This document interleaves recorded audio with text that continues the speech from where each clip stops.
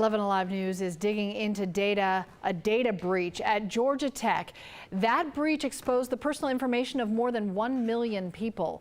A viewer told us that he got a letter saying his personal information, including his social security number, was accessed by hackers from a college application that he sent in, and he sent that application about a decade ago. This happened in March. We're reaching out to the university. They told us 1.2 million people have been affected. It's not just applicants, it includes current and former students, teachers, and staff. Georgia Tech says it's notified everyone who's affected, and they're offering free credit reports. As for how long they can keep old applications on file, Georgia Tech tells us they're developing a plan now to purge old information like this man's application from all of its databases. Well, it is the bill